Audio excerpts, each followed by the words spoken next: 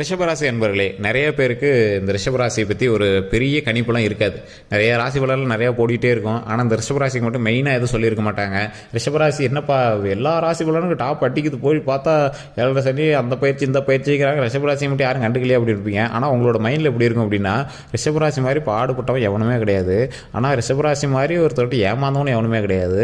ரிஷபராசி மாதிரி நம்பி ஏமாந்து துரோகங்களை சந்திச்சவனும் எவனுமே கிடையாது. ஆனால் ரிஷபராசி பற்றி யாருமே பெருசாக பேச மாட்டேங்கிறாங்களே, அவங்களோட லைஃப்பை பற்றி பெருசாக கண்டுக்க மாட்டேங்கிறாங்களே, ஃபேமிலிலேயே இவங்கள ஒரு மனுஷனாக கூட பொருட்டாவே மதிக்கலையே, அவங்களோட நன்மைக்காகவே தானே பார்த்துருக்காங்க, எல்லாமே செல்ஃபிஷாகவே தான் யோசிக்கிறாங்க அப்படின்னு யோசிச்சுட்டு இருக்கிற இந்த ரிஷபராசிக்கு இனி வரக்கூடிய காலங்கள் எப்படி இருக்க போகுது அப்படிங்கிறத பற்றி தான் நம்ம வந்து பார்க்க போகிறோம். ரிஷபராசி பொறுத்த வரைக்கும் சொத்து விஷயத்துலையோ இல்லை இந்த மாதிரி பண விஷயத்துலையோலாம் இவங்க பெருசாக கண்டுக்கவே மாட்டாங்க. அது இருக்கட்டும், ஒரு பக்கம் இருக்கட்டும். நம்மளுக்கு தேவை மகிழ்ச்சி, மன மகிழ்ச்சி, சந்தோஷம். நம்ம ஃபேமிலி நம்ம சந்தோஷமாக இருக்கணும், ஃபேமிலி பிடிச்ச மாதிரி நம்ம நடந்துக்கணும் அப்படின்னு தான் இருப்பாங்க. இவங்களுக்கு இனி வரக்கூடிய காலங்களில் எப்படி இருக்க போகுது அப்படிங்கிறது தான் நம்ம வீடியோவில் நம்ம பார்க்க போகிறோம். ஸோ இதுக்கு முன்னாடி நம்ம சேனல் சப்ஸ்கிரைப் பண்ணாமல் தான் சப்ஸ்கிரைப் பண்ணிக்கோங்க, பக்கத்தில் பெல் பட்டன் மறக்காம ப்ரெஸ் பண்ணிக்கோங்க.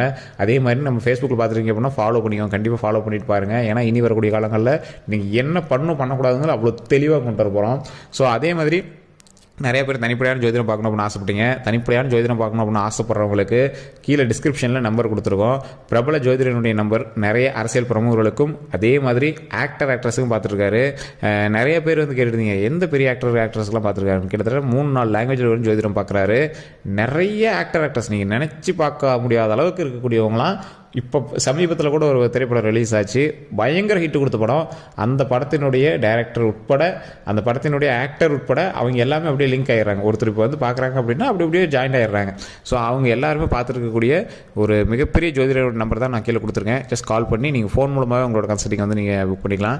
ஓகே ஆச்சு அப்படின்னா நீங்கள் நேரில் போய் கூட உங்களோட விஷயங்கள் எல்லாமே நீங்கள் வந்து பார்த்துக்கலாம். சரி சார், இதெல்லாம் ஓகே. இப்போ ரிஷபராசியை பற்றி நம்ம வந்து தெரிஞ்சுக்கலாம். ரிஷபராசியை பொறுத்த வரைக்கும் இனி வரக்கூடிய காலகட்டங்கள் எப்படி இருக்கும், சென்ற காலகட்டங்கள் எப்படி இருந்துச்சு அப்படிங்கிற விஷயத்தை நம்ம வந்து பார்த்தலாம். 1 ஃபஸ்ட்டு பாயிண்ட் நம்பிக்கை துரோகம். 2 நீங்கள் வந்து ஃபேமிலிக்கு பண்ணணும் நினச்சிட்டே இருப்பீங்க, உங்களை நீங்கள் வந்து மறந்துட்டு நீங்கள் வந்து ஃபேமிலிக்கு பண்ணிகிட்டு இருப்பீங்க. 3 உங்களோட லைஃப்பில் நீங்கள் நிறைய விஷயங்களுக்கு மேலே ஆசைப்பட்டிருப்பீங்க, ஆனால் அது எல்லாமே ஃபுல்ஃபில்லாக இருக்க மாட்டீங்க. ஒரு சின்ன இது மேலே ஆசை இருக்குது, ஆனால் அது பெருசாக நான் கண்டுக்கல, அது மேலே ஆசை இருக்குது ஆனால் பெருசாக கண்டுக்கல, அது கூட ஸ்டெப் எடுத்து தான் நடந்திருக்கும் ஆனால் அது நான் வந்து ஸ்டெப் எடுக்கல அப்படிங்கிற மாதிரியே உங்களோட லைஃப் வந்து கொண்டு போயிருப்பீங்க. 4வது ஒரு விஷயம், நீங்கள் வந்து இருக்கக்கூடிய இடத்துல உங்களை வந்து செல்வந்தராக தான் வச்சுருப்பாங்க, ஆனால் மன மகிழ்ச்சியாக இருக்க முடியாது. இதுக்கு முன்னாடி இருந்த இடத்துல, இதுக்கு முன்னாடி நீங்கள் செல்வந்தராக இருப்பீங்க ஆனால் மன மகிழ்ச்சியாக இருந்திருக்க மாட்டீங்க, சந்தோஷமாக இருந்திருப்பீங்களா அப்படின்னு கேட்டால் ஒரு கேள்விக்குறியாக தான் இருந்திருக்கும். சார் பணம் இருக்குது சார், ஆனால் கொஞ்சம் சந்தோஷம் வந்து கம்மியாக இருக்குது அப்படிங்கிற மாதிரி தான் நீங்கள் வந்து இருந்திருப்பீங்க. இனி வரக்கூடிய காலகட்டங்களில் உங்களுக்கு மகிழ்ச்சியான ஒரு தருணம் அமைப்போது. ஒரு 3 வருட காலங்களாக வந்து பார்த்திங்கன்னா உங்களுக்கு ஓரளவு பரவாயில்லையாக இருக்கும். 3 வருட காலங்களுக்கு முன்னாடியே வந்து பார்த்திங்கன்னா உங்களுக்கு வந்து சின்ன ட்ரான்ஸ்ஃபர் நடந்திருக்கும். அதே மாதிரி சின்ன இடமாற்றம் வந்து உங்களுக்கு நடந்திருக்கும். வீடோ இல்லை வாடகை வீடோ இல்லை தொழில் சம்மந்தப்பட்டதோ இல்லை ஏதோ ஒரு வேலை கிடைச்சதுனால போனதோ இல்லை ஏதோ ஒரு குடும்பத்தில் உறவினர் ஆட் ஆனதோ இல்லை நீங்கள் திருமணமாகி போனதோ ஏதோ ஒரு விஷயம் வந்து நடந்திருக்கும். ஸோ இதன் மூலமாக உங்களுடைய லைஃப் வந்து அப்படியே டோட்டலாக சேஞ்ச் ஆகிருக்கும். இருந்தாலுமே உங்களுக்கு வந்து சாட்டிஸ்ஃபையான ஒரு லைஃப் வந்து நீங்கள் வந்து பார்த்துருக்க மாட்டீங்க. அதுவுமே வந்து பார்த்திங்கன்னா என்னடா வாழ்க்கை இது அப்படிங்கிற மாதிரி தான் நீங்கள் வந்து மூவ் ஆகிட்டு இருந்திருப்பீங்க. உங்களுடைய வாழ்க்கையில் இனி வரக்கூடிய காலங்கள் பொற்காலங்களாக மாறுவதற்கான நேரம் அப்படின்னே சொல்லலாம். சரி, எல்லாருக்குமே பொற்காலம்னே சொல்கிறீங்க, அது எப்போ தான் வரும்? இப்போ ஒன்று நீங்கள் சொல்கிறதெல்லாம் நடக்கிற மாதிரி தெரியல சார். ஒரு ஜாதகம் அப்படின்னா இப்போ சொன்ன உடனே காலையில் நடக்கிறது ஜாதகம் இல்லைங்க. ஒரு ராசிக்கு ஒரு விஷயம் நடக்க போகுது அப்படின்னா 2 வகையாக கணிப்பாங்க. திருக்கணிதம், வாக்கிய பஞ்சாங்கம் 2 வகையாக கணிப்பாங்க. நல்லா நோட் பண்ணி பாருங்கள். ஒரு சிலருக்கு அந்த திருக்கணிதத்தின் மூலமாக அந்த தேதி கணக்கு வச்சு பார்த்தோம்னா ஈஸியாக நடக்குதுங்க, நான் வந்து கால்குலேட் பண்ண விஷயம். அதே மாதிரி அடுத்த ஒரு சிலருக்கு மறுபடியும் அந்தாண்ட வாக்கிய பஞ்சாங்கத்தின் மூலமாக கணக்கு போட்டோம்னா அவங்களுக்கு அந்த டேட் வச்சு பார்த்தோம்னா நடக்குதுங்க. இது எல்லாமே எதுக்குள்ளே நடக்குது அப்படின்னா ஒரு வருஷம் கேப்புக்குள்ளேயே நடக்குதுங்க. இந்த ஒரு வருஷம் டிஃபரன்ஸ் வந்து என்ன பண்ணாலும் ஒரு சிலருக்கு நடக்குது. இருந்தாலும் இந்த கிரக பயிற்சி மாற்றம் அப்படிங்கிற படி பார்த்தா ஓரளவுக்கு பர்ஃபெக்டாகவே இருக்குது அப்படின்னு தான் சொல்லணும். இந்த கிரக பயிற்சி இப்படி பார்த்தா உங்களுடைய தனிப்படையான ஜாதகமும் இந்த கிரக பயிற்சி கொஞ்சம் டிஃப்ரென்ஸ் வருது. இப்போ நீங்கள் ஒரு எக்ஸாம்பிளுக்கு சனி பயிற்சி நடக்குது. சனி பயிற்சி நடக்கும்போது இந்த ராசிக்காரர்களுக்கு ரொம்ப அட்டி அப்படின்னு சொல்கிறாங்க பார்த்தீங்களா, ஆனால் கொஞ்சம் ஓரளவுக்கு பரவாயில்லையாகவே வந்துட்டுருக்கும். கரெக்டாக ஒரு வருஷம் கழிச்சு பார்த்தீங்கன்னா கொஞ்சம் அப்படியே ஆப்படிக்க ஆரம்பிக்கும். காரணம் என்ன அப்படின்னு பார்த்தீங்கன்னா அந்த டேட்டை பொறுத்து அந்த கால்குலேஷன் வந்து மாறி வரும். அதே மாதிரி இந்த கட்டம் இருக்குது பார்த்தீங்களா, கட்டத்தில் இருக்கக்கூடிய தசாபுத்திகள் வந்து அதோட நகர்வுகளுக்கு நகரும்போது அது வந்து ஒரு சிலருக்கு காப்பாற்றி விட்டுருது. இப்போ சனி பயிற்சியில் மிகப்பெரிய ஒரு இதாக இருக்கும்போது மேஷராசியில் இப்போ ரிஷபராசிலாம் இருக்காங்க அப்படின்னா ரிஷபராசிக்காரங்களில் ஒரு 10 கோடி பேர் இருப்பான். அது 10 கோடி பேரில் அத்தனை பேருக்கு ஒரு பயிற்சி நடக்குது அப்படின்னா அத்தனை பேருக்கு தான் ஆபத்து நடக்கணும். ஆனால் பாதி பேர் நல்லா இருப்பான். காரணம் என்ன அப்படின்னு பார்த்தீங்கன்னா எங்களுக்கு தசாபுத்தி வந்து காப்பாற்றி விட்டுருக்கும். ஏதோ ஒரு ஹை பீக்கில் போகும்போது கூட தசாபுத்தி வந்து காப்பாற்றி விட்ருக்கோம்.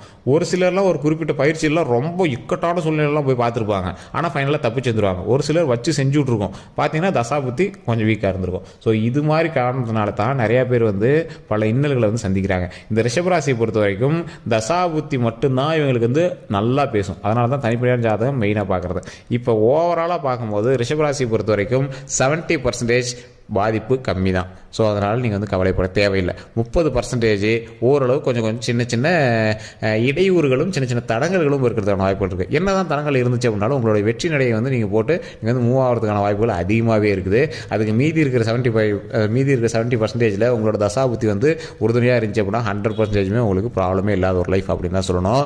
இன்னொன்று என்ன தெரியுமா சார், இன்னொரு 7 வருஷம் ஒரு 5 வருஷத்துக்குலாம் கரெக்டாக 7 வருஷம் இல்லைனா 5 வருஷம், இந்த 2.5 வருஷம் கேப் ஏன் அப்படின்னு சொல்கிறோம் பார்த்தீங்கன்னா, அதுக்குமே வந்து தசாபுத்தியினுடைய பயிற்சி கணக்கு வச்சு தான் கணக்கு போட முடியும். ஸோ இந்த காலகட்டங்களில் உங்களுக்கு ஒரு பெரிய இஷ்யூலாம் எதுவுமே கிடையாது. இந்த காலகட்டங்களில் நீங்கள் என்ன பண்ணுமோ அதை வந்து ரெடி பண்ணி வச்சுக்கிட்டு அடுத்து நாம் வந்து ஒரு பஞ்சம் வருது அப்படின்னா அந்த பஞ்சத்துக்கு முன்னாடி நம்ம தேவையான பொருட்கள்லாம் எடுத்து வச்சுக்கணும். அந்த பஞ்ச காலத்தில் இருக்கிற உணவை வச்சு சமாளிச்சுட்டு அடுத்து அந்த பஞ்சம் முடிஞ்சோடனே மறுபடியும் அருமையான ஒரு வாழ்க்கை தொடரும். அருமையாக நிறைய வருமானம் அது இதுன்னு நிறைய கிடைக்கும். ஸோ அந்த டைமில் வந்து நம்ம பயன்படுத்திக்கணும். ஸோ அந்த மாதிரி அந்த பஞ்சகாலமே வந்து நம்மளுக்கு பஞ்சமாக தெரியாது. அந்த அளவுக்கு நம்மளோட வருமானமும் நம்மளோட மகிழ்ச்சியும் வந்து நீடிச்சு போயிட்டே இருக்கணும். அந்த மகிழ்ச்சியும் வருமானமும் நீடிச்சு மேலே உயர்ந்து வந்துகிட்டே இருக்கணும். ஸோ இது மாதிரி தான் வந்து நம்மளோட லைஃப் வந்து மூவ் பண்ணிட்டு போனோம். இதில் ரிஷபராசிக்கு ஒரு மிகப்பெரிய ஒரு பங்கு இருக்குது அப்படின்னு சொல்லலாம். ரிஷபராசி பொறுத்த வரைக்கும் முன்னாடி காலகட்டங்களில் நீங்கள் பார்த்த ஒரு விஷயம், அதாவது தொழில் ரீதியாகவும் சரி குடும்ப ரீதியாகவும் சரி நிறைய பிரச்சனைகளை வந்து சந்திச்ச நீங்கள் இனி வரக்கூடிய காலகட்டங்களில் ஓரளவுக்கு அது எல்லாமே சொல்யூஷனை சால்வ் பண்ணிக்குவீங்க. இறுக்கி பிடிச்ச கழுத்து கொஞ்சம் ரிலாக்ஸ் பண்ணுற மாதிரி, ரொம்ப ரிலாக்ஸ்லாம் ஆகிருக்காது. இப்போவும் சொல்கிறேன், உடனே சார் இவ்வளோ பிரச்சனை இருந்தேன் நீங்கள் சரியாகும் சொன்னீங்க, அடுத்த நாளே சரியாகல, அடுத்த மாதமே சரியாகல அப்படின்னாலாம் ஃபுல்லாலாம் சரியாகாதுங்க. தெளிவாக சொல்கிறேன், கொஞ்சம் கொஞ்சமாக தான் ரிலாக்ஸ் ஆகும். உங்களுக்கே தெரிஞ்சிருக்கும் பழசை கம்பேர் பண்ணும்போது இப்போ ஓரளவு கொஞ்சம் பரவாயில்ல சார் அப்படின்னு தான் சொல்லுவீங்க. இது பொய்யெல்லாம் கிடையாது. நீ உண்மை அப்படின்னு மறக்காம கமெண்ட்ஸில் விடுங்க. பழசை கம்பேர் பண்ணும்போது ஒரு 0.5 எனக்கு கொஞ்சம் பரவாயில்ல சார், வருமான ரீதியிலும் சரி ஃபேமிலி பிரச்சனையிலும் சரி. ஆனால் என்ன பண்ணுறதுன்னா நடுவில் நம்மளை வந்து மைண்டை டைவர்ட் பண்ணுது சார், இதுதான் வேணும் அப்படின்னு ஃபைனல் பண்ணி நம்மளால் கேட்குற அளவுக்கு நம்மளுக்கு வந்து மைண்டு கிளியராக விட மாட்டாங்க சார் அப்படிங்கிறவங்கலாம் இனிமேல் கொஞ்சம் ரிலாக்ஸாக இருக்கும்.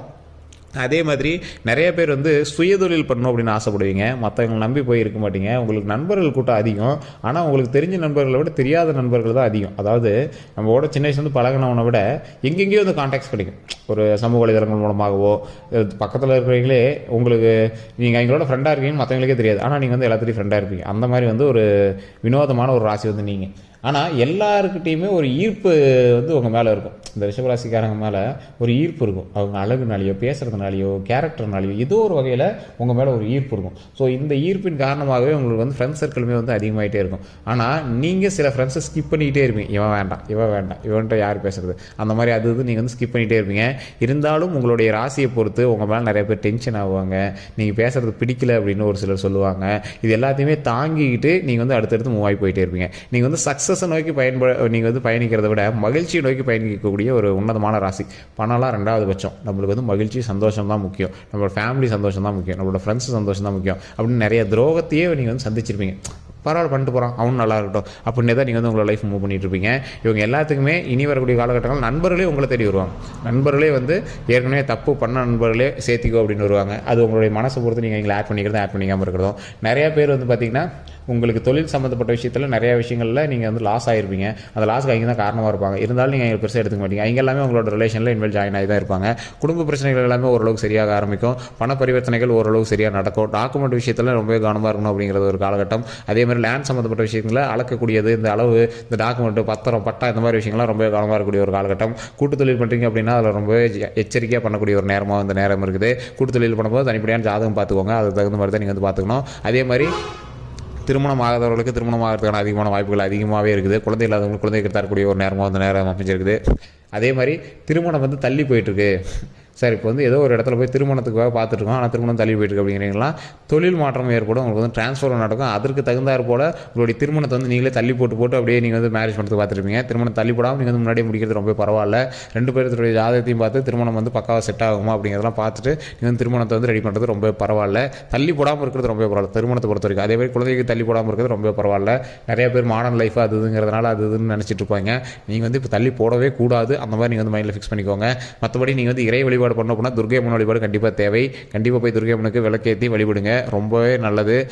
துர்க்கை அம்மன் கிட்ட எந்த ஒரு பிரச்சனையாக இருந்தாலும் சரி பண்ணி கொடுத்துருவாங்க துர்க்கை அம்மன். ஸோ அதனால் கண்டிப்பாக துர்க்கை அம்மன் வழிபாடு பண்ணுங்கள். முடிஞ்சால் ஏழைகளுக்கு சாப்பாடு போடுங்க. இல்லாதவங்களுக்கு உங்கள் கையினால் சமைச்சு தயிர் சாதமோ புளி சாதமோ எலுமிச்சை சாதமோ ஏதோ ஒன்று சமைச்சு நீங்கள் ஒரு கப்பில் போட்டு நீங்கள் உங்கள் கையினால் கொடுங்க. நீங்கள் சாப்பிட்றத பார்த்துட்டு வாங்க, வாங்கிட்டு இங்கே வந்து போயிடுவாங்க. சாப்பிட்றத பார்த்துட்டு வாங்க, அது ஒரு மிகப்பெரிய நன்மை தரும். அதே மாதிரி நீங்கள் வந்து துர்க்கை அம்மன் ஓம் துர்க்கை அம்மனை போற்றி, ஓம் துர்க்கை அம்மனை போற்றி, ஓம் துர்க்கை அம்மனை போற்றி அப்படின்னு மறக்காமல் கமெண்ட் செக்ஷனில் பதிவிடுங்க. இதை ஃப்ரீ டைமில் நீங்கள் எங்கே இருந்தாலும் அந்த இடத்துல வந்து நீங்கள் சொல்லுங்கள். அது உங்களுக்கு மிகப்பெரிய உறுதுணையாக அமையும். உங்களுக்கு ஓரளவுக்கு பாசிட்டிவாக தான் இருக்குது. 70% மேலே உங்களுக்கு நல்லா தான் இருக்குது. 30% தான் கொஞ்சம் சின்ன சின்ன தடைகள் இருக்கும். அதுவுமே தட்சிணாமூர்த்தி வழிபாடு பண்ணிங்க அப்படின்னா தடைகளுமே நீங்கும். தைரியத்துக்கு துர்க்கை அம்மன் வழிபாடு கண்டிப்பாக உங்களுக்கு வந்து உறுதுணையாக இருக்கும். குலதெய்வ வழிபாடு பண்ணிங்க அப்படின்னா இது எல்லாமே கொஞ்சம் ஓரளவுக்கு பரவாயில்லையா சொல்யூஷனை கொடுத்து ஒரு ப்ராப்ளம் இல்லாமல் ஒரு ஹாப்பியான வாழ்க்கையை வந்து கடவுள் வந்து கொடுக்கும். ஸோ இதுதான் நம்மளோட வீடியோ மூலமாக நம்ம வந்து சொல்ல வருது. ஸோ நீங்கள் வந்து நம்ம சேனல் ஃபாலோ பண்ணாமல் தான் ஃபாலோ பண்ணிக்கோங்க. ஃபேஸ்புக்கில் பார்த்தீங்கன்னா ஃபாலோ பண்ணிக்கோங்க. யூடியூப்பில் பார்த்தீங்கன்னா சப்ஸ்கிரைப் பண்ணிட்டு அப்படியே பக்கத்தில் பெல் பட்டனை கிளிக் பண்ணி ஆல் அப்படின்னு கிளிக் பண்ணிக்கோங்க. உங்களோட கருத்துக்கள் எதுவாக இருந்தாலும் கமெண்ட் செக்ஷனில் மறக்காம